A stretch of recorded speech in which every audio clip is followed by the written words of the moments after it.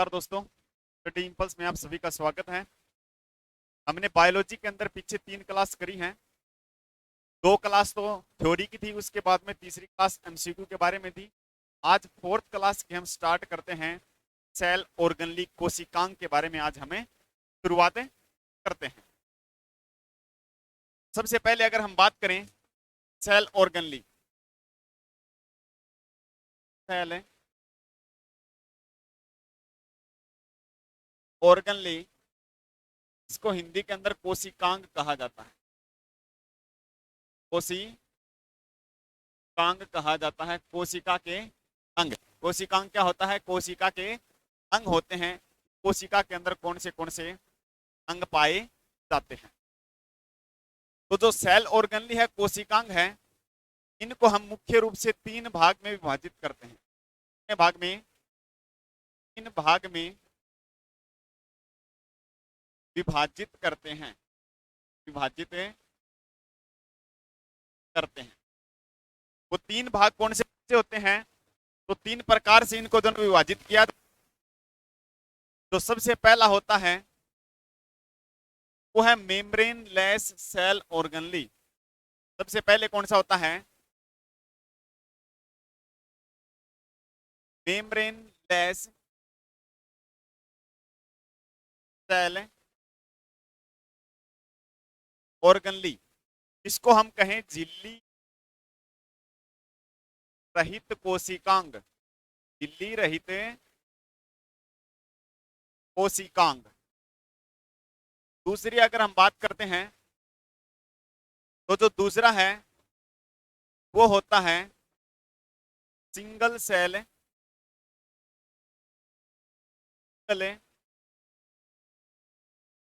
Membrane cell organelle.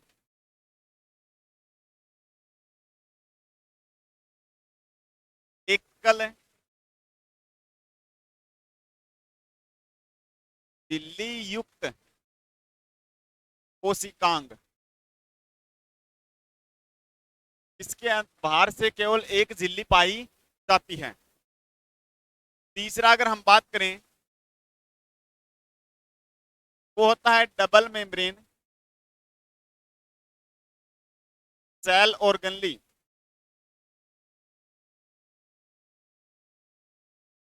दोहरी झिल्ली, दोहरी झिल्ली युक्त कोशिकांग, युक्त कोशिकांग। तो जो कोशिका के अंग होते हैं उसको 3 प्रकार से विभाजित किया जाता है। पहला होता है झिल्ली रहित कोशिकांग, दूसरा होता है एकल झिल्ली युक्त कोशिकांग, तीसरा होता है दोहरी झिल्ली युक्त कोशिकांग।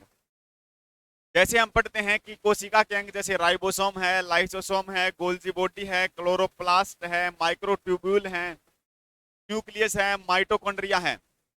ये जो सेल ऑर्गेनली है इनको 3 प्रकार से विभाजित किया गया है। कितने प्रकार से विभाजित किया गया है? 3 प्रकार से विभाजित किया गया है।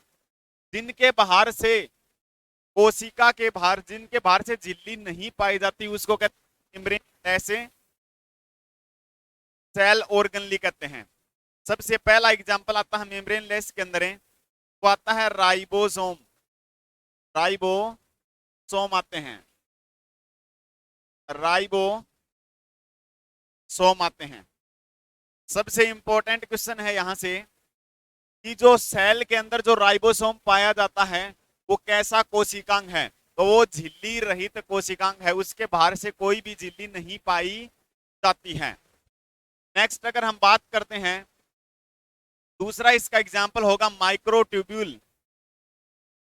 माइक्रोट्यूब्यूल्स, माइक्रोट्यूब्यूल्स को कहा जाता है सूक्ष्म नलिकाएं। माइक्रोट्यूब्यूल्स को क्या कहा जाता है? सूक्ष्म नलिकाएं कहा जाता है। सूक्ष्म जो नलिकाएं होती हैं वो कोशिका द्रव के अंदर, साइटोप्लाज्म के अंदर पाई जाती हैं। तीसरी अगर हम बात करते हैं तो इसका तीसरा जो एग्जाम्पल आता है झिल्ली रहित कोशिकांग के अंदर है, तीसरा जो एग्जाम्पल आता है वो आता है सेंट्रोसोम। सेंट्रोसोम सोम होता है, इसको हम तारक काय कहते हैं, तारक काय कहा जाता है, तारक काय कहा जाता है, या तारक केंद्र कहा जाता है, तारक काय। इतनी बात क्लियर है। तो मेम्ब्रेन लेस की अगर हम बात करते हैं तो मेम्ब्रेन लेस के अंदर तीन आते हैं। कौन से ऑर्गन है उसके अंदर है? तो सबसे पहला जो ऑर्गन है वो आता है राइबोसोम आता है, दूसरे नंबर पर माइक्रोट्यूब्यूल आता है, और तीसरे नंबर पर सेंट्रोसोम आता है। सेंट्रोसोम के बारे में एक इंपॉर्टेंट बात ये होती है कि जो सेंट्रोसोम जो होता है, ये सेंट्रोसोम के बारे में इंपॉर्टेंट बात आपको लिखवा रहा हूं मैं। ये एनिमल सेल के अंदर पाया जाता है, एनिमल सेल के अंदर तो उपस्थित होता है, लेकिन अगर हम बात करते हैं प्लांट सेल के अंदर है तो प्लांट सेल के अंदर ये अनुपस्थित होता है, अनुपस्थित होता है। तो आपसे क्वेश्चन पूछ सकता है कि निम्नलिखित में से कौन सा कोशिकांग पादप कोशिका के अंदर नहीं पाया जाता है? आपको एग्जांपल देते हैं, न्यूक्लियस है, माइटोकॉन्ड्रिया है, राइबोसोम है, और अगर लास्ट एग्जांपल दे दिया आपको सेंट्रोसोम है। तो कौन सा होता है? सेंट्रोसोम जो होता है वो पादप कोशिका प्लांट सेल के अंदर नहीं पाया जाता है। ये एक इंपॉर्टेंट क्वेश्चन है। यहां से सेंट्रोसोम के बारे में दूसरी बात क्या होती है, जो सेंट्रोसोम होते हैं वो जो सेल डिवीजन होता है, सेल डिवीजन, कोशिका विभाजन के समय दिखाई देते हैं, कोशिका विभाजन के समय दिखाई देते हैं। तो सेंट्रोसोम होते हैं तारक काय होते हैं, तारक काय कब दिखाई हैं? तो कोशिका विभाजन के समय सेल के अंदर दिखाई देते हैं। तो ये बात थी किसके बारे में है? ये बात जो भी बात थी ये मेम्ब्रेन लेस सेल ऑर्गेनली के बारे में है।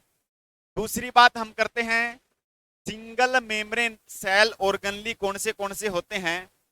तो उसके अंदर सबसे पहले आता है लाइसोसोम। कौन सा आता है? लाइसोसोम आता है। लाइसोसोम के बाहर से एक कोशिका झिल्ली पाई जाती है, एक झिल्ली पाई जाती है, सिंगल झिल्ली पाई जाती है, एकल झिल्ली पाई जाती है। एकल झिल्ली युक्त कोशिकांग के अंदर अगर हम दूसरी बात करते हैं तो वो आते हैं वैक्यूल्स। वैक्यूल्स को हिंदी के अंदर रिक्तिकाएं कहा जाता है, रिक्तिकाएं कहा जाता है। वैक्यूल्स के बारे में इंपॉर्टेंट बात ये होती है कि जो एनिमल जो सेल होती है, एनिमल जो सेल होती है, एनिमल सेल के अंदर ये पाई जाती हैं स्मॉल, इनका जो साइज होता है वो छोटा होता है। अगर हम बात करते हैं प्लांट सेल की तो प्लांट सेल के अंदर जो वैक्यूल्स होते हैं का साइज बड़ा होता है, लार्ज होता है। ये बात आपको ध्यान में यहां से रखनी होगी। पहला एग्जांपल है एकल झिल्ली युक्त कोशिकांग के अंदर लाइसोसोम। दूसरा एग्जांपल है वैक्यूल्स। वैक्यूल्स के अंदर अंतर क्या होता है? एनिमल सेल के अंदर इनका साइज छोटा होता है और प्लांट सेल के अंदर इनका साइज बड़ा होता है। यहां से तीसरे एग्जाम्पल की अगर हम बात करते हैं तो तीसरा एग्जाम्पल यहां पर आता है गोल्जी बॉडी। कौन सा आता है? गोल्जी बॉडी आता है। इसको हिंदी के अंदर गोल्जी काय कहा जाता है, गोल्जी काय कहा जाता है। एकल झिल्ली युक्त कोशिकांग के अंदर तीन एग्जाम्पल हो गए। पहला लाइसोसोम है, दूसरा रिक्तिकाएं हैं, तीसरा गोल्जी बॉडी है। अगर फोर्थ एग्जाम्पल की अगर हम यहाँ पर बात करते हैं तो 4 नंबर पर एग्जाम्पल आता है ER। इसको हम बोलते हैं endoplasmic, endoplasmic reticulum, endoplasmic reticulum. इसको हिंदी के अंदर कहा जाता है अंत परद्रवी जालिका, परद्रवी जालिका इसको कहा जाता है, अंत परद्रवी जालिका। एंडोप्लाज्मिक रेक्टिकुलम दो प्रकार के होते हैं कोशिका के अंदर। एक स्मूथ एंडोप्लाज्मिक रेक्टिकुलम होता है, एक रफ एंडोप्लाज्मिक रेक्टिकुलम होता है। इसके बारे में हमें आगे बात करें। तीसरे नंबर पर रहता है दोहरी झिल्ली युक्त कोशिकांग। कौन सा होता है? दोहरी झिल्ली युक्त कोशिकांग होता है, डबल मेम्ब्रेन सेल ऑर्गनली। अगर इसके बारे में अगर हम बात करते हैं तो इसके अंदर सबसे पहला एग्जाम्पल आता है, सबसे पहला जो एग्जाम्पल है वो न्यूक्लियस होता है। न्यूक्लियस होता है इसको हम केंद्रक कहते हैं। क्या कहते हैं? केंद्रक कहते हैं। दूसरे एग्जाम्पल की बात करते हैं तो वो क्लोरोप्लास्ट होता है। क्लोरोप्लास्ट होता है जिसको हिंदी के अंदर हरित लवक कहा जाता है। हरित लवक कहा जाता है, हरित लवक कहते हैं। क्लोरोप्लास्ट जो होता है वो पेड़ पौधों के अंदर है फोटोसिंथेसिस की प्रक्रिया में सहायक होता है।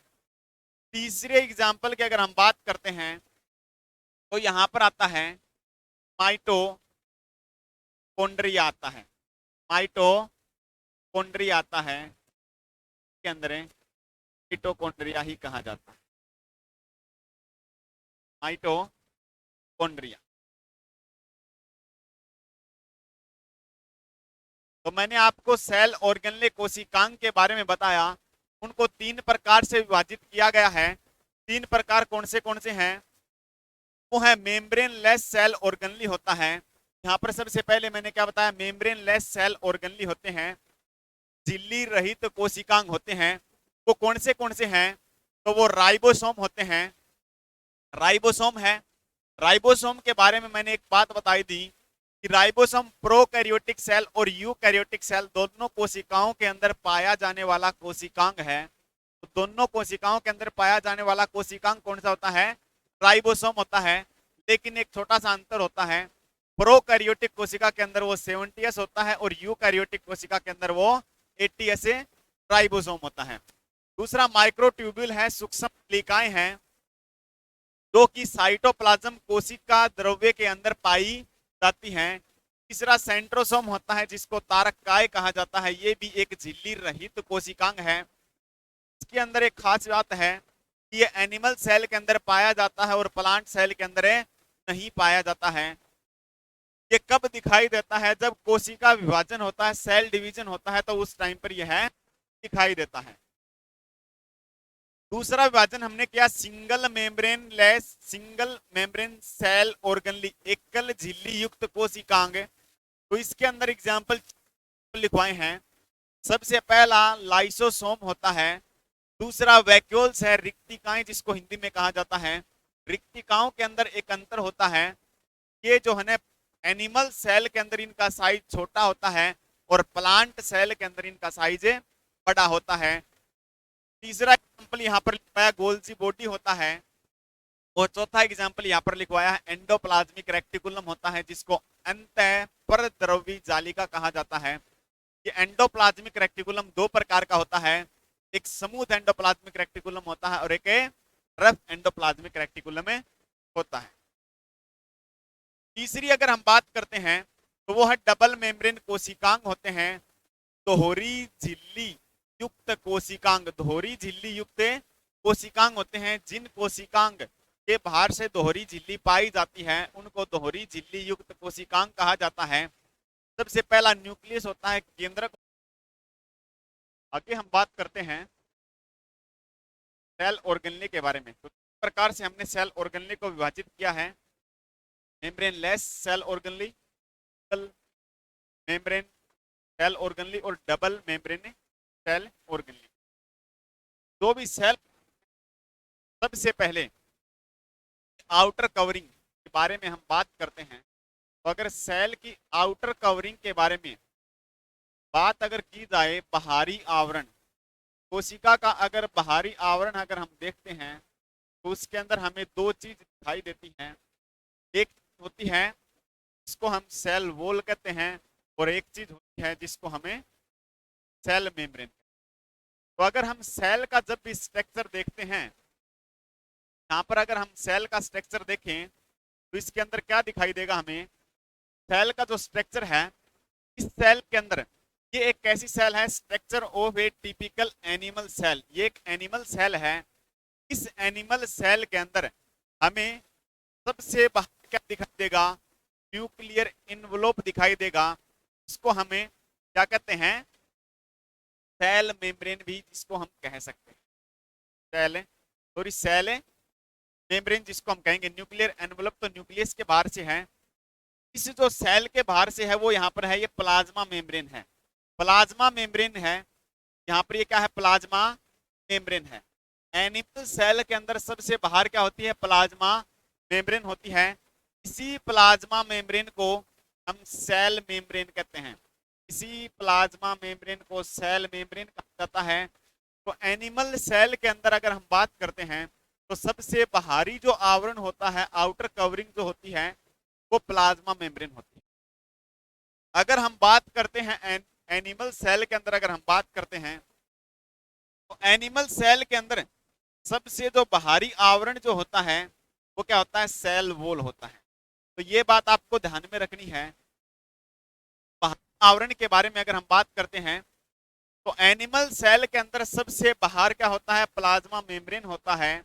वहीं पर अगर हम प्लांट सेल के अंदर अगर हम बात करते हैं, ये सेल कौन सी है, प्लांट सेल के अंदर अगर हम बात करते हैं तो इस प्लांट सेल के अंदर सबसे बाहरी आवरण होता है, सेल वॉल होता है। तो उसी के बारे में हम बात करेंगे अब आगे। देखो, तो आउटर जो कवरिंग है, बाहरी जो आवरण है, बाहरी आवरण, इसके अंदर सबसे पहला पॉइंट हम डालते हैं वो है सेल वॉल। क्या है, सेल वॉल है। इसको हिंदी के अंदर कोशिका भित्ति कहा जाता है। हिंदी के अंदर इसको क्या कहा जाता है, कोशिका भित्ति कहा जाता है। वहीं पर बात करता हूं एनिमल सेल के अंदर सबसे अगर बाहरी आवरण की मैं बात करता हूं तो एनिमल सेल के अंदर सबसे बाहरी आवरण क्या होता है, वो होता है सेल मेम्ब्रेन, सेल मेम्ब्रेन होता है। और इसी सेल मेम्ब्रेन को कहा जाता है कोशिका झिल्ली। इसी सेल मेम्ब्रेन को क्या कहा जाता है, कोशिका झिल्ली कहा जाता है। कोशिका झिल्ली का दूसरा नाम प्लाज्मा मेम्ब्रेन होता है। इसी को हम कह सकते हैं प्लाज्मा, प्लाज्मा मेम्ब्रेन कह सकते हैं। इसी को हमें प्लाज्मा मेम्ब्रेन कह सकते हैं, हिंदी के अंदर प्लाज्मा झिल्ली, या इसी को हम कह सकते हैं, इसी को हम कह सकते हैं प्लाज्मा लेम्मा। इसी को हम क्या नाम दे सकते हैं, प्लाज्मा लेम्मा नाम दे सकते हैं। इसके अंदर प्लाज्मा लेम्मा ही नाम, प्लाज्मा लेम्मा नाम ही रहे। तो आउटर कवरिंग के बारे में हम बात करते हैं तो एक सेल वॉल होती है, एक सेल मेम्ब्रेन होती है, ठीक है। तो सेल वॉल की अगर हम बात करते हैं तो जो सेल वॉल है ये क्या होती है, आउटर मोस्ट कवरिंग है। Outermost covering, outermost covering है, outermost covering in, outermost, outermost covering in plant cell, in plant cell. Cell wall क्या होती है, पादप कोशिका का, पादप कोशिका में, पादप कोशिका में बाहरी आवरण, बाहरी आवरण होता है, बाहरी आवरण होता है। बात क्लियर है। इसका कार्य क्या होता है, तो सेल वॉल का कार्य क्या होता है, ये उस प्लांट सेल को शेप, को शेप, को साइज और उसको प्रोटेक्शन, को प्रोटेक्शन, शेप क्या होता है, उस पादप कोशिका को आकृति, का साइज क्या होता है, उसको आकार, और उसका प्रोटेक्शन क्या होता है, सुरक्षा करने का कार्य किसका होता है, प्लांट सेल के अंदर उसका, उसकी आकृति कैसी है, उसका आकार कैसा है, और उसका सुरक्षा करने का कार्य किसका होता है, सेल वॉल का होता है। किसका होता है, सेल वॉल का होता है। अब सेल वॉल किस किस के अंदर पाई जाती है, ये बात मैंने आपको बताई थी। जो सेल वॉल है, सेल वॉल जो है कोशिका भित्ति है, किसके अंदर पाई जाती है? सबसे पहले पाई जाती है बैक्टीरिया के अंदर। किसके अंदर पाई जाती है? बैक्टीरिया के अंदर, जिसको हम जीवाणु कहते हैं, तो जीवाणु के अंदर पाई जाती है। कोशिका भित्ति जो है वो जीवाणु के अंदर पाई जाती है। सेकंड अगर मैं बात करता हूं तो वो किसके अंदर है? एल्गी के अंदर, शैवाल के अंदर पाई जाती है। तीसरी अगर मैं बात करता हूं तो वो प्लांट के अंदर पाई जाती है, पादप के अंदर पाई जाती है। अगर 4 नंबर पर अगर मैं बात करता हूं तो वो किसके अंदर पाई जाती है? फंजाई, कवक के अंदर पाई जाती, कवक के अंदर पाई जाती है। इतनी बात क्लियर है? अब मैंने एक बात आपको बताई थी कि सेल वॉल जो है वो बैक्टीरिया के अंदर पाई जाती है, लेकिन उसका एक अपवाद मैंने आपको लिखवाया था वहां पर। तो इस जीवाणु के अंदर एक अपवाद आता है और उस अपवाद का नाम है, वो है माइकोप्लाज्मा। क्या नाम है उसका? नाम क्या है? माइकोप्लाज्मा।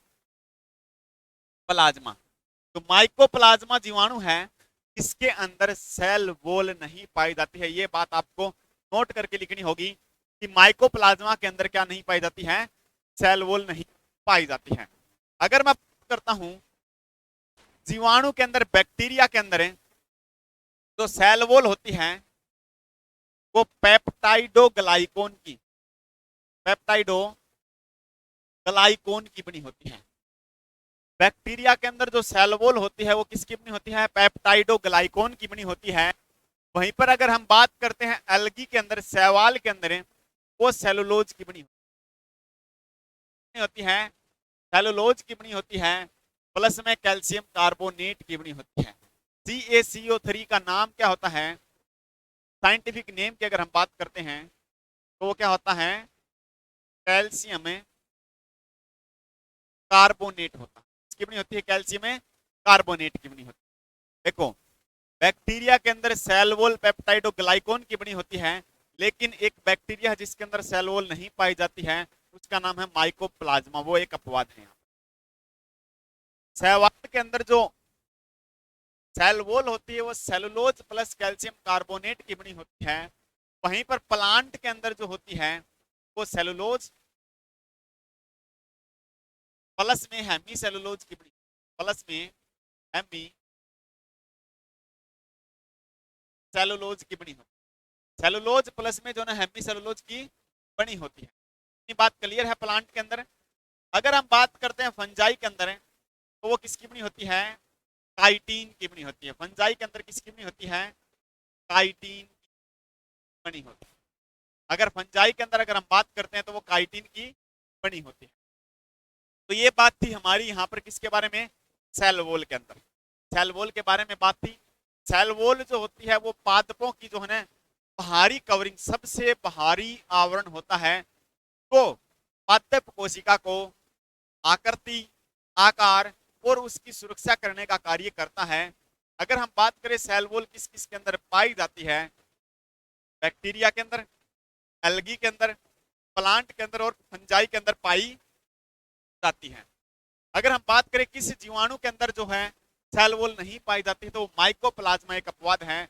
माइकोप्लाज्मा की कोशिका संसार के अंदर सबसे छोटी कोशिका होती है, जिसको माइकोप्लाज्मा गैलीसेप्टिकम कहा जाता है।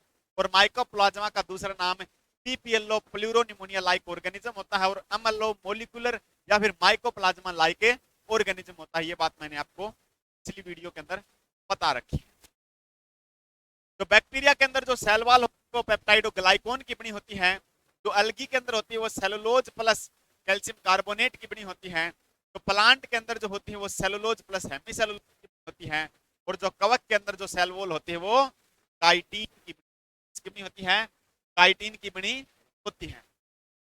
वहीं पर मैंने आपको एक बात और बता रखी थी, आपको दो ही तो बात याद रखनी है सेल वॉल के अंदर। एक तो माइकोप्लाज्मा के अंदर सेल वॉल नहीं पाई जाती है, और दूसरा एनिमल जो सेल होती है, एनिमल जो सेल होती है के अंदर सेल वॉल, के अंदर जो सेल वॉल है वो यहाँ पर नहीं पाई जाती। एक माइकोप्लाज्मा के अंदर और एक एनिमल सेल के अंदर सेल वॉल नहीं पाई जाती है। उसके बाद में अगर हम बात करते हैं, आगे हम बात करें तो सेल वॉल जो होती है, तो सेल वॉल होती है, कोई भी सेल है अगर मान लो इस प्रकार से, इसके अंदर ये बाहर क्या होता है, वॉल होता है।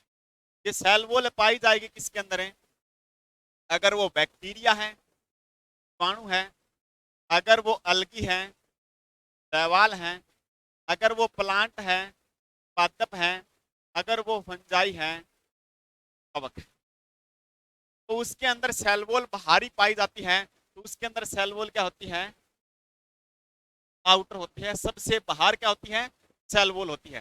देखो सेल वॉल आउटर है, इसके अंदर है, अगर वो बैक्टीरिया है, अगर वो एल्गी है, अगर वो प्लांट है, और अगर वो क्या है, फंजाई है, तो उसके अंदर सेल वॉल आउटर होती है। और उस सेल वॉल के अंदर से, और उसे सेल वॉल के अंदर से पाई जाती है सेल मेम्ब्रेन। से सेल वॉल के अंदर पाई जाती है सेल मेम्ब्रेन। वो क्या होती है, होती है। अगर बात करें सेल वॉल और सेल मेम्ब्रेन किस किस के अंदर पाई जाती हैं, बैक्टीरिया, प्लांट, फंजाई और एल्गी के अंदर पाई जाती है। और बैक्टीरिया, प्लांट, फंजाई और एल्गी के अंदर सेल वॉल आउटर होती है और सेल मेम्ब्रेन इनर होती है। वहीं पर इंपॉर्टेंट बात ये होगी, इंपॉर्टेंट बात आपको लिखनी हो, एनिमल सेल कुछ इस प्रकार की होती है, एनिमल सेल इस प्रकार की होती है, और इसके अंदर जो सेल मेम्ब्रेन है, के अंदर जो सेल मेम्ब्रेन है वो आउटर क्या होती है, आउटर। दो बात है, सेल वॉल आउटर है के अंदर बैक्टीरिया, फंजाई, प्लांट और एल्गी के अंदर, और सेल मेम्ब्रेन आउटर है केवल एनिमल सेल के अंदर। ये बात क्लियर है, मैंने यहाँ पर इमेज के अंदर आपको बताया था कि एक एनिमल सेल है, ये क्या है कि एनिमल सेल है, इसके अंदर प्लाज्मा मेम्ब्रेन या फिर सेल मेम्ब्रेन क्या होती है, आउटर होती है। ये एक प्लांट सेल है, एक प्लांट सेल है, और उसके अंदर आउटर तो क्या होती है, सेल वॉल होती है, और इनर क्या होती है, प्लाज्मा मेम्ब्रेन। यहां पर अगर हम बात करें तो जो सेल वॉल है ये तो यहाँ पर क्या है, आउटर है प्लांट सेल के अंदर, और प्लाज्मा मेम्ब्रेन यहाँ पर क्या होती है, होता है। ये देखो यहाँ से क्या है, प्लाज्मा मेम्ब्रेन, ये वाली क्या है, प्लाज्मा मेम्ब्रेन। ठीक है, ये प्लाज्मा मेम्ब्रेन या फिर सेल मेम्ब्रेन। मैंने आपको बताया ना, सेल मेम्ब्रेन को प्लाज्मा मेम्ब्रेन भी कहते हैं और प्लाज्मा लेमा भी कहते हैं। तो प्लांट सेल के अंदर सेल वॉल आउटर होती है और प्लाज्मा मेम्ब्रेन या सेल मेम्ब्रेन इनर होती है। वहीं पर एनिमल सेल के अंदर अगर हम बात करते हैं तो वहां पर सेल मेम्ब्रेन क्या होती है, आउटर, आउटर है। मैंने यहाँ पर यही बात बताई है, सेल वॉल आउटर होती है बैक्टीरिया, अलगी, प्लांट और फंजाई के अंदर, और सेल मेम्ब्रेन इनर होती है बैक्टीरिया, एल्गी, प्लांट और फंजाई के अंदर। एनिमल सेल के अंदर इंपॉर्टेंट करके मैंने आपको यहाँ पर लिखवाई है बात, एनिमल सेल के अंदर जो सेल मेम्ब्रेन होती है क्या होती है, आउटर होती है, क्या होती है, आउटर होती है। इसके बाद नेक्स्ट हम बात करते हैं, तो नेक्स्ट आगे हम बात करते हैं, इंपॉर्टेंट पॉइंट आपको डालना है, पादप कोशिका, पादप कोशिका सेलुलोज की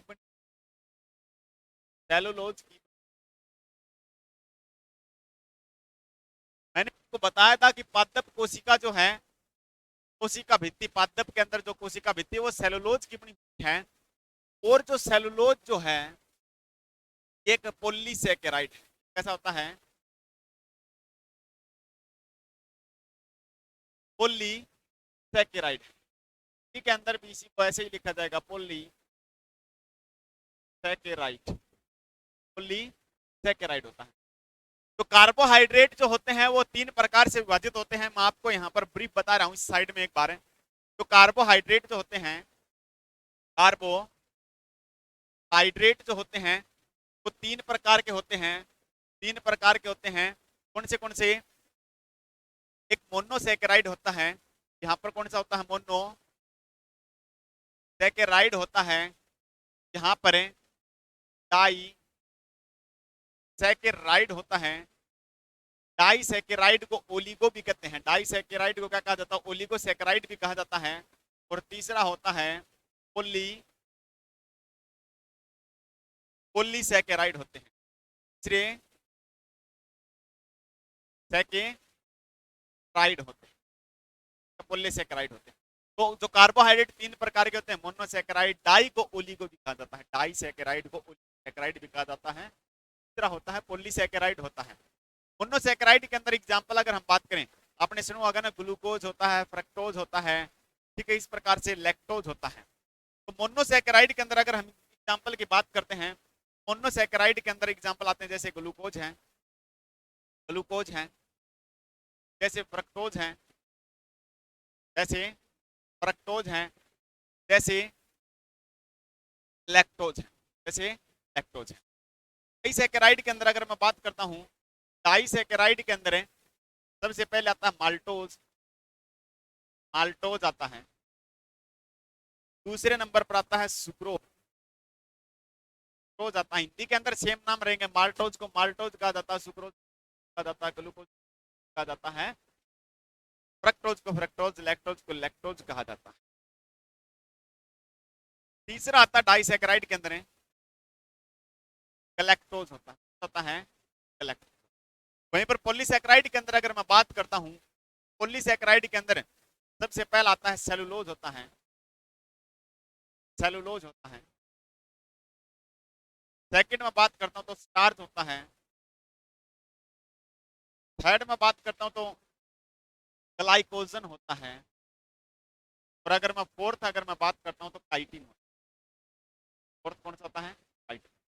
तो यहां से हमें पता लगा तो सेलुलोज है कैसा सैकेराइड है, पॉलीसैकेराइड होता है। सेलुलोज कैसा होता है, पॉलीसैकेराइड होता है। यही बात मैंने आपको ऊपर लिखवाई है, पादप कोशिका सेलुलोज की बनी है, और सेलुलोज कैसा होता है, पॉलीसैकेराइड होता है। कार्बोहाइड्रेट के बारे में हम बात करेंगे न्यूट्रिशन टॉपिक के अंदर, जब क्वेश्चन का टॉपिक आएगा न्यूट्रिशन का आएगा, तो उसके अंदर हम बात करेंगे कार्बोहाइड्रेट के। तो पादप कोशिका सेलुलोज की बनी होती है, सेलुलोज क्या पॉलीसैकेराइड होता है। इसके बाद जो सेलुलोज है, सेलुलोज ये पृथ्वी के ऊपर, पृथ्वी पर सबसे ज्यादा मात्रा में पाया जाने वाला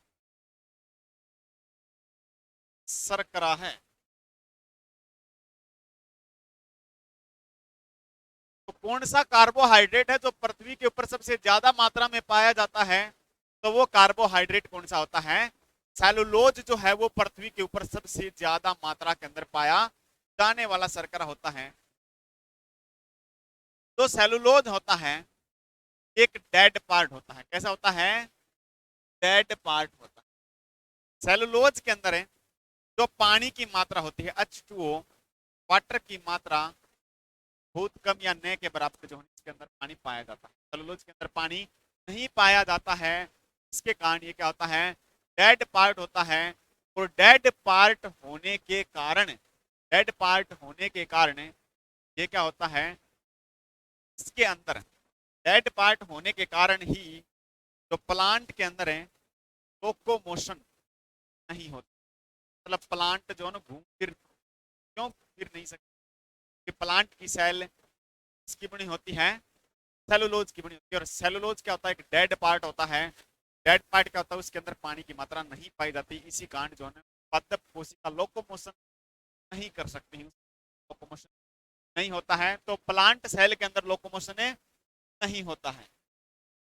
के बाद में आगे हम बात करते हैं, आगे अगर हम बात करें तो ये जो सेलुलोज होता है, सेलुलोज का डाइजेशन जो है, सेलुलोज का डाइजेशन मानव शरीर के द्वारा नहीं किया जा सकता। अगले पॉइंट है सेलुलोज के बारे में,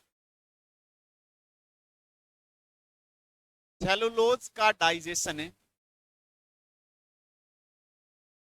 डाइजेशन को कहते हैं पाचन। सेलुलोज का पाचन मानव शरीर के द्वारा, मानव शरीर के द्वारा नहीं किया जा सकता है, नहीं किया जा। सेलुलोज पृथ्वी के ऊपर पाया जाने वाला सबसे ज्यादा मात्रा में शर्करा है, लेकिन इसका जो पाचन है वो मानव शरीर के द्वारा नहीं किया जा सकता है। सेलुलोज का जो डाइजेशन होता है वो गाय, भैंस, भेड़, बकरी के द्वारा किया जा सकता है। इसका डाइजेशन, सेलुलोज का डाइजेशन किसके द्वारा होता है? गाय, भैंस, भेड़ और बकरी के द्वारा किया जा सकता है, क्योंकि का जो अमाशय होता है, अमाशय के अंदर एक पार्ट पाया जाता है जिसका नाम होता है रूमेन। तो रूमेन भाग के अंदर, रूमेन पार्ट के अंदर सेलुलोज का डाइजेशन होता है। सेलुलोज का डाइजेशन, सेलुलोज का डाइजेशन पाचन होता है। सेलुलोज का डाइजेशन मानव शरीर के अंदर नहीं होता है, इसके अंदर होता है गाय, भैंस, भेड़, बकरी के अंदर होता है, तभी वो पेड़ पौधे खाती हैं, क्योंकि पेड़ पौधों की जो होती है वो किसकी बनी होती है? सेलुलोज की बनी। गाय, भैंस, भेड़ और बकरी के अमाशय के अंदर क्या पाया जाता है? एक भाग है के अमाशय का, एक उसके पेट का, उसके स्टोमक का एक भाग है, रूमेन है। उस रूमेन के अंदर क्या होता है? इसका सेलुलोज का डाइजेशन होता है। यहाँ पर एक क्वेश्चन पूछा गया था कि जो पशु होते हैं, पशुओं के जो अमाशय है, पशुओं का अमाशय एसएससी के अंदर क्वेश्चन पूछा गया था, हरियाणा पुलिस के अंदर क्वेश्चन पूछा गया था ये, कि पशुओं का जो अमाशय होता है वो कितने भागों में बटा होता है? तो उसके अंदर कितने भाग होते हैं? 4 भाग होते हैं। कितने भाग होते हैं? 4 भाग होते हैं। सबसे पहला भाग होता है रूमेन। सबसे पहला भाग कौन सा होता है? रूमेन होता है। उसका होता है रेटिकुलम, रेटिकुलम होता है। और तीसरा भाग कौन सा होता है? ओमेसम होता है। और 4 नंबर पर भाग होता है एपोमेसम, एपो। तो जो सेलुलोज का डाइजेशन होता है वो किस भाग के अंदर होता है? रूमेन के अंदर होता है। और यही भाग क्या होता है? सबसे बड़ा, पशुओं के अमाशय का सबसे बड़ा भाग कौन सा होता है? तो सबसे बड़ा भाग होता है रेटिकुलम। अगर मानव शरीर के अंदर पूछा जाए ना स्टोमक, तो उसके अंदर कोई डिवाइडेशन ऐसा खास नहीं। ठीक है, तो यहाँ पर पूछा गया था कि अमाशय, जो पशुओं का अमाशय होता है उसके अंदर 4 भाग होते हैं, एक रूमन होता है, एक रेटिकुलम होता है, एक ओमेसम होता है, एक एबोमेसम होता है। और रूमेन भाग के अंदर क्या होता है? सेलुलोज का डाइजेशन होता है। और जो रूमेन है वो सबसे बड़ा भाग होता है। के बाद में आगे अगर हम बात करते हैं, नेक्स्ट बात करें अगर हमें, तो सेल वॉल की खोज किसके द्वारा की गई थी? अगला पॉइंट रहेगा हमारा, कोशिका जो भित्ति है, सेल वॉल की जो खोज है विधि, किसने कोशिका की खोज की थी?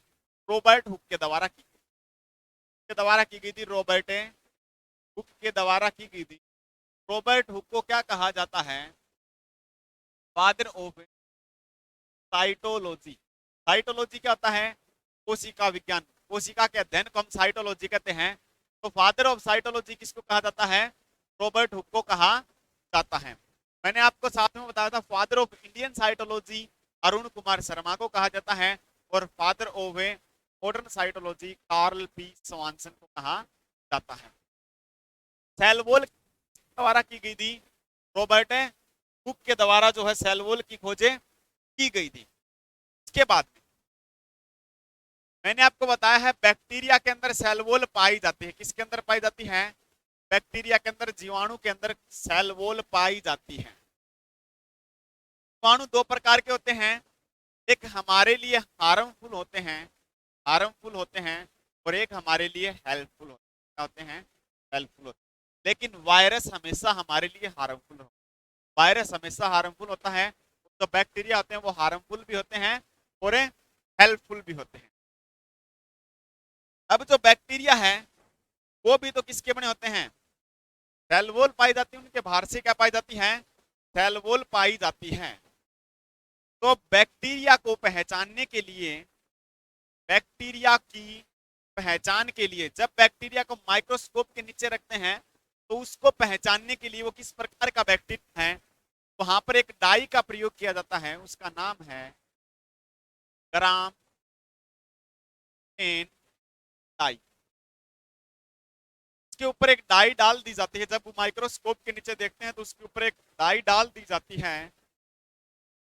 ग्राम स्टेन डाई डालने के बाद अगर बैक्टीरिया का कलर पर्पल होता है, अगर बैक्टीरिया का कलर पर्पल है, बैंगनी अगर होता है, तो उस बैक्टीरिया को कहा जाता है ग्राम पॉजिटिव बैक्टीरिया।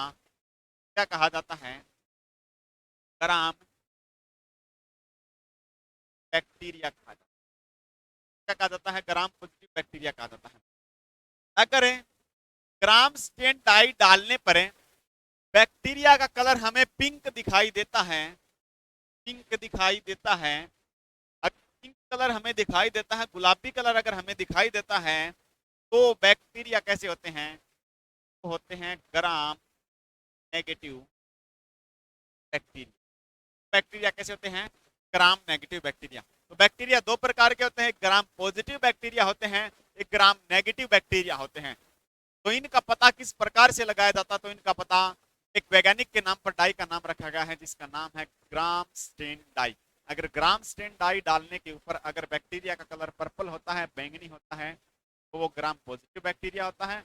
अगर पिंक कलर होता है तो वो कैसा होता है? Gram negative bacteria. तो ये बात हमने यहां तक की है सेल वॉल के बारे में। ये किसके बारे में बात की है? सारी की सारी बात हमने करी है सेल वॉल के बारे में। अगर हमने बात की है तो ये एक क्या है? प्लांट सेल है।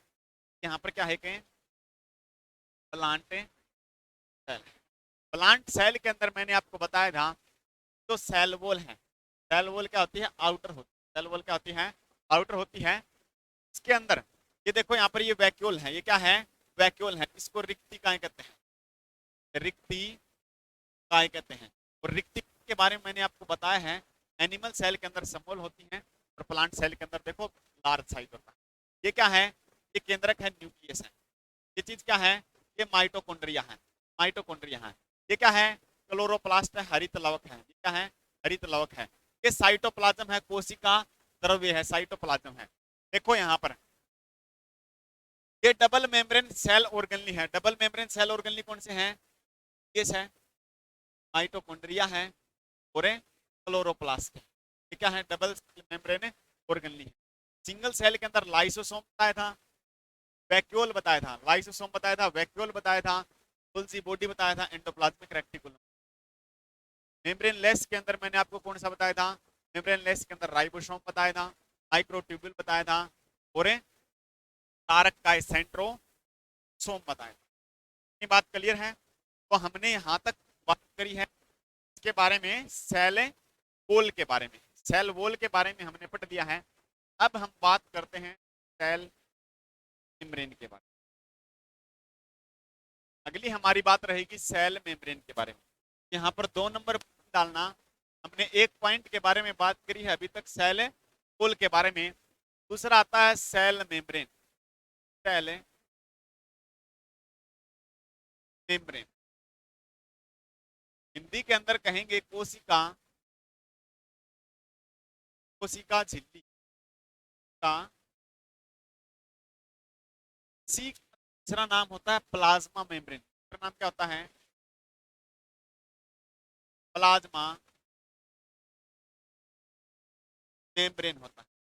सी के अंदर नाम लिखेंगे वो नाम रहेगा प्लाज्मा झिल्ली, प्लाज्मा झिल्ली। और इसी को तीसरा नाम दिया जाता है प्लाज्मा लेम्मा। क्या नाम दिया जाता है? प्लाज्मा लेम्मा नाम दिया जाता है।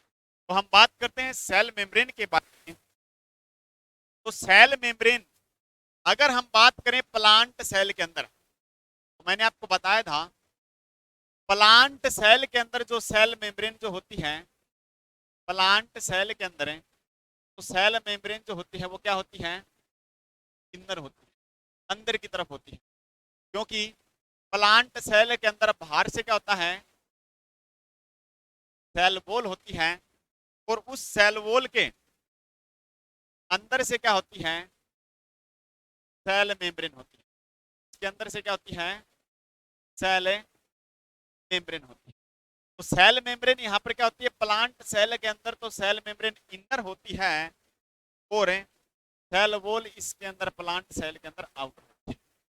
अगर मैं बात करता हूं एनिमल सेल की, एनिमल सेल की, अगर मैं बात करता हूं एनिमल सेल की, उसके अंदर जो सेल मेम्ब्रेन जो होती है वो हमेशा होती है, क्या होती है, आउटर। सेल मेम्ब्रेन जो है ना आउटर होती है एनिमल सेल के अंदर। इस प्रकार से एनिमल सेल होती है, क्योंकि एनिमल सेल के अंदर सेल वॉल नहीं पाई जाती है, तो जो सेल मेम्ब्रेन जो होती है, सेल मेम्ब्रेन वो एनिमल सेल के अंदर आउटर होती है। दो बात है यहाँ से, सेल मेम्ब्रेन है वो प्लांट सेल के अंदर इनर होती है, और एनिमल सेल के अंदर क्या होती है। आगे हम अगर बात करते हैं तो जो सेल मेम्ब्रेन होती है, सेल मेम्ब्रेन जो होती है फोस्फोलिपिड की बनी, फोस्फोलिपिड की बनी होती है। इसके अंदर फोस्फेट ग्रुप जुड़ा होता है, इसके अंदर फोस्फेट ग्रुप जुड़ा होता है। सेल मेम्ब्रेन फोस्फोलिपिड की बनी होती है। वहीं पर मैंने आपको बताया था सेल वॉल के अंदर बैक्टीरिया के अंदर पेप्टाइडोग्लाइकोन की बनी होती है, एल्गी के अंदर सेलुलोज प्लस कैल्शियम कार्बोनेट की बनी होती है, और प्लांट के अंदर सेलुलोज प्लस हेमीसेलुलोज की बनी होती है, और फंजाई के अंदर वो काइटिन की बनी। लेकिन सेल मेम्ब्रेन किसकी है, फोस्फोलिपिड की बनी होती है। किसकी है, फोस्फोलिपिड की बनी होती है। इसके अंदर कौन सा ग्रुप जुड़ा होता है, फोस्फेट ग्रुप जुड़ा होता है। यहाँ पर अगर हम बात करते हैं तो ये इमेज है सेल मेम्ब्रेन की। किसकी इमेज है, सेल मेम्ब्रेन की इमेज है। सेल मेम्ब्रेन कैसी होती है, बाई लेयर होती है। कैसी होती है, बाई लेयर होती है। इसकी बनी होती है फोस्फोलिपिड की बनी होती है। सेल मेम्ब्रेन की अगर हम बात करते हैं तो वो किसकी बनी होती है, फोस्फोलिपिड की बनी होती है, और वो कैसी होती है, बाई लेयर्ड होती है, दोहरी संरचना होती है। इसके बाद में अगर हम बात करते हैं तो मैं यहाँ पर आपको एक बात लिखवा रहा हूँ नोट करके, वो क्या है, तो सेल मेम्ब्रेन के बारे में हम यहाँ पर पढ़ रहे हैं। तो सेल मेम्ब्रेन है, इसकी बनी होती है, अगर हम बात करते हैं cell membrane made up of किस है, फोस्फोलिपिड, फोस्फोलिपिड की बनी होती है। और जो सेल मेम्ब्रेन जो होती है, सेल मेम्ब्रेन जो होती है कैसी होती है, बाई लेयर्ड होती है। इसके अंदर दोहरी संरचना पाई जाती है। ठीक है, फोस्फोलिपिड की बनी होती है सेल मेम्ब्रेन के अंदर। मैं सबसे पहले बात अगर करता हूं तो उसके अंदर लिपिड्स पाए जाते हैं, सबसे ज्यादा मात्रा के अंदर लिपिड्स पाए जाते हैं, जो कि उसके अंदर 52% पाए जाते हैं। दूसरे नंबर पर उसके अंदर प्रोटीन पाए जाते हैं। सेल मेम्ब्रेन के अंदर प्रोटीन 40% पाया जाता है। वहीं पर अगर मैं बात करता हूं सेल मेम्ब्रेन के अंदर तीसरा पाया जाता है कार्बोहाइड्रेट पाया जाता है। मैक्सिमम लिपिड इसके अंदर होते हैं। मैक्सिमम अगर मात्रा पूछे तो सेल मेम्ब्रेन के अंदर किसकी होती है, लिपिड की होती है। उसके बाद में 40% प्रोटीन होता है, और तीसरे नंबर पर कार्बोहाइड्रेट जो है ना 8% पाया जाता है। बाई लेयर्ड है, इसके अंदर एक हेड होता है, और इस प्रकार से जो है क्या होती है कि टेल होती है।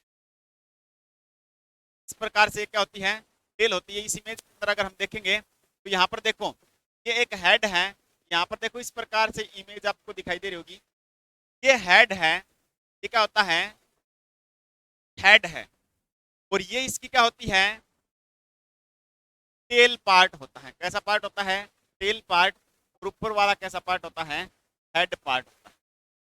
अगर हम बात करते हैं, ये हेड पार्ट बना होता है किसका, तो ये बना होता है प्रोटीन का।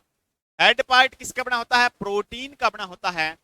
वहीं पर अगर हम बात करते हैं टेल पार्ट किसका बना होता है, लिपिड्स का हम कहते हैं। इसकी छोटी मात्रा अगर हम कहें तो फैटी एसिड। तो यहाँ पर पहले का बना होता है लिपिड्स का, इसका बना होता है लिपिड्स का बना होता है।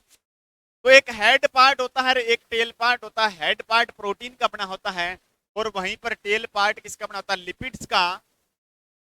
प्रोटीन की सबसे छोटी यूनिट कौन सी होती है, अमीनो एसिड होती है। कौन सी होती है, अमीनो एसिड होती है। स्मॉलेस्ट यूनिट ऑफ प्रोटीन कौन सी है, अमीनो एसिड होता है। वहीं पर लिपिड्स की सबसे स्मॉलेस्ट यूनिट ऑफ लिपिड कौन सी होती है, फैटी एसिड। फैटी। अब बात करते हैं हमें हेड पार्ट जो होता है इसका, जो प्रोटीन का बना होता है, ये होता है हाइड्रोफिलिक। एक ऐसा पार्ट होता है हाइड्रोफिलिक पार्ट होता है। हाइड्रोफिलिक, हाइड्रो का मतलब है पानी होता है और फिलिक का मतलब होता है उसके पास जाने वाला, क्या होता है, हाइड्रोफिलिक। टेल पार्ट जो होता है वो होता है हाइड्रोफोबिक।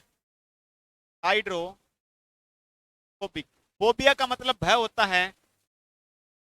तो हाइड्रोफोबिक, पानी से दूर जाने वाला भाग, पानी से दूर जाने वाला भाग कौन सा होता है, हाइड्रोफोबिक होता है।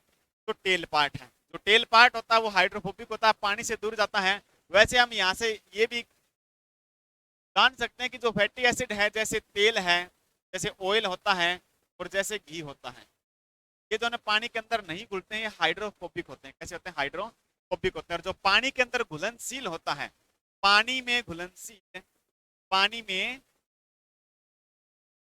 घुलनशील जो होता है उसको हाइड्रोफिलिक कहते हैं। उसको क्या कहते हैं, हाइड्रोफिलिक कहा जाता है।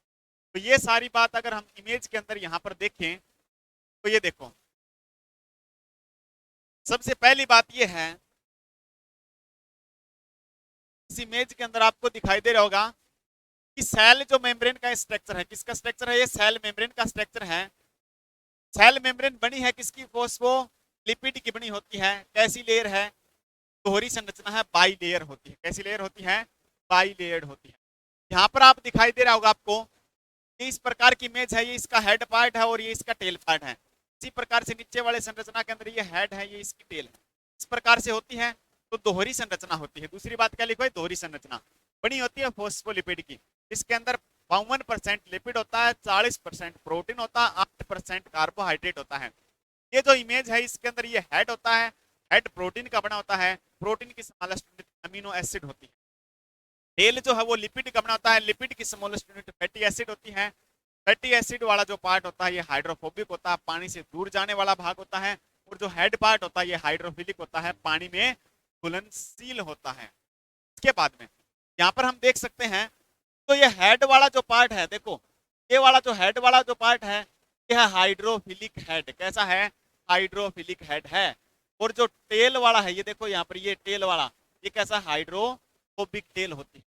हाइड्रोफिलिक हेड होता है, हाइड्रोफिलिक हेड होता है और हाइड्रोफोबिक क्या होती है, इस प्रकार से संरचना होती है किसकी, सेल मेम्ब्रेन की स्ट्रक्चर कुछ इस प्रकार से होती है। तो मैंने यहाँ पर ये बात बताई है आपको इसके बारे में।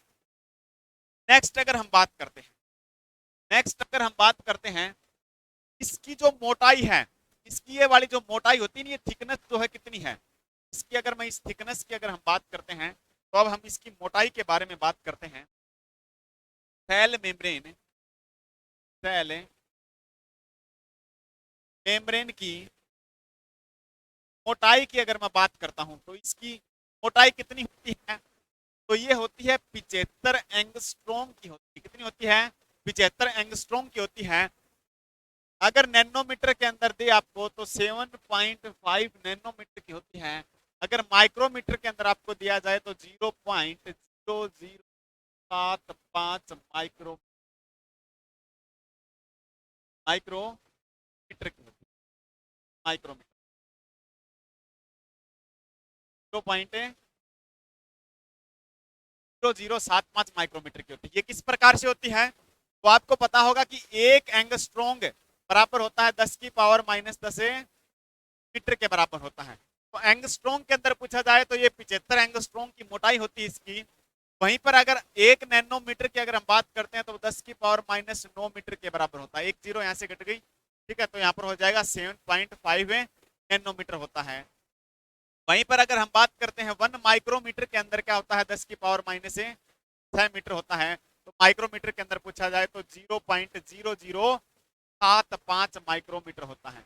तो ये किसके बारे में है? सेल मेम्ब्रेन की मोटाई के बारे में है। सेल मेम्ब्रेन की जो मोटाई है वो 75 एंगस्ट्रॉन्ग, एंगस्ट्रॉन्ग में पूछे तो 75 एंगस्ट्रॉन्ग, नैनोमीटर में पूछे तो 7.5 नैनोमीटर, और माइक्रोमीटर के अंदर पूछा जाए तो 0.0075 माइक्रोमीटर की होती है। इसके बाद में आगे हम बात करते हैं, सबसे पहले किसने इसको देखा, ऑब्जर्व किसने किया? सेल मेम्ब्रेन है, सेल मेम्ब्रेन को सबसे पहले ऑब्जर्व करने का काम ग्रांडेल को गया था। ग्रांडेल सबसे पहले सेल मेम्ब्रेन को किसने देखा? तो ग्रांडेल के द्वारा सबसे पहले सेल मेम्ब्रेन को ऑब्जर्व किया गया था। वहीं पर अगर हम बात करते हैं सेल मेम्ब्रेन की डिस्कवरी, खोज किसके द्वारा की गई? तो ये है क्रेमर एंड नेगेली के द्वारा। सबसे पहले ऑब्जर्व किसके द्वारा किया गया? ऑब्जर्व किसके द्वारा किया गया? तो ग्रांडेल के द्वारा सबसे पहले ऑब्जर्व किया गया था। सबसे पहले ऑब्जर्व किसके द्वारा किया गया? ग्रांडेल के द्वारा सबसे पहले ऑब्जर्व किया गया था।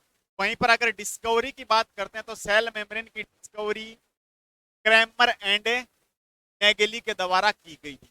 क्रेमर एंड नेगेली के द्वारा की गई थी। वहीं पर आगे हम बात करते हैं तो इसकी स्ट्रक्चर के बारे में। इसकी जो स्ट्रक्चर हमने बाई लेयर्ड दिखाई है, इसके अंदर एक मॉडल दिया गया था, इसके अंदर एक मॉडल दिया गया था जिसका नाम था fluid mosaic model. Fluid mosaic model किसके द्वारा दिया गया?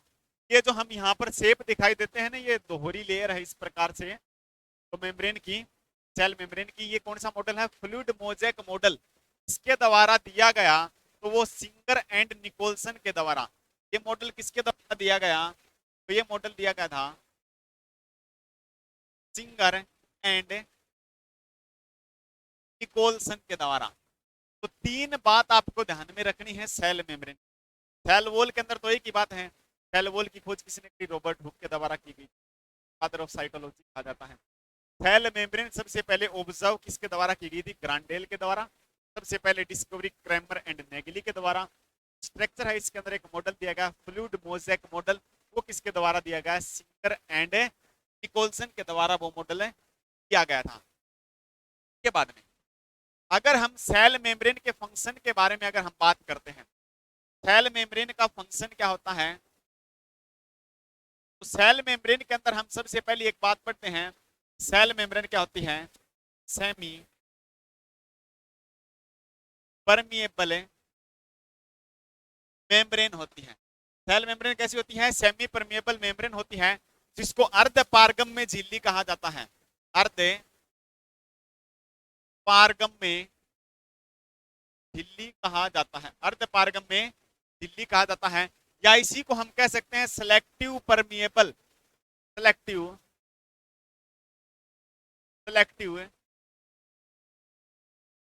Permeable membrane.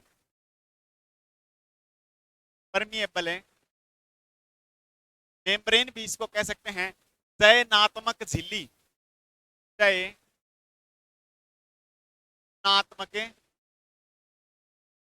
पारगम में झिल्ली, चयनात्मक पारगम में झिल्ली, चयनात्मक पारगम में झिल्ली इसको कहा जाता है। ठीक है, चयनात्मक पारगम में झिल्ली। तो इसका कार्य क्या होता है? सेमी परमेबल मेम्ब्रेन अर्ध पारगम में झिल्ली का फंक्शन क्या होता है? ये कुछ चयनित पार्टिकल को ही अपने अंदर आने देती है और बाहर जाने देती है। क्या है? सिलेक्टिव मतलब चयनित, चयनित पार्टिकल को अंदर और बाहर जाने देती, जाने, ठीक है। यह जो सेल मेम्ब्रेन होती है वह बैक्टीरिया, जीवाणु और वायरस को अंदर आने से रोकती है। तो यह कुछ चयनित जो पार्टिकल होते हैं उन्हीं को जो ना अंदर आने देती है, बैक्टीरिया वायरस को अंदर आने से रोकती है। अगर हम बात करें जैसे कोरोना है, फिर वो किस प्रकार से इफेक्ट करता है, तो जो कोरोना के आपने शेप देखी होगी, प्रकार से जो शेप होती है उस पर जो इस प्रकार से स्पाइन पाए जाते हैं, कांटे पाए जाते हैं, कांटे पाए जाते हैं। ये कांटे क्या करते हैं? तो सेल मेम्ब्रेन होती है, सेल मेम्ब्रेन को क्या कर देते हैं? रैप्टर कर देते हैं, इसको जो ना भेद देते हैं, भेद, तो उस कारण से जो ये इंटर कर जाते हैं। सिलेक्ट जो सेल मेम्ब्रेन है वो सिलेक्टिव परमिएबल मेम्ब्रेन होती है, सिलेक्टिव परमिएबल मेम्ब्रेन कह सकते हैं उसको, या फिर सेमी परमिएबल मेम्ब्रेन, अर्ध पारगम्य कहते हैं, जो चयनित पार्टिकल को ही अंदर और बाहर आने जाने देते। तो हमने यहाँ पर दो ही कोशिकांग के बारे में हमने बात की है, आउटर के बारे में बात करी थी, सबसे पहले बाहरी आवरण आउटर कवरिंग के बारे में हम बात कर रहे थे, सेल वॉल और सेल मेम्ब्रेन के बारे में हमने बताया है। अब कोशिका के अंदर क्या कुछ पाया जाता है, जैसे न्यूक्लियस होता है, न्यूक्लियस होता है, माइटोकॉन्ड्रिया होता है, राइबोसोम होता है, लाइसोसोम होता है, गोल्गी बॉडी होता है, क्लोरोप्लास्ट होता है। इसके बारे में हम अगली क्लास के अंदर देंगे। अगर आपको वीडियो अच्छी लगे तो लाइक करें, शेयर करें और चैनल को सब्सक्राइब करना न भूलें। धन्यवाद।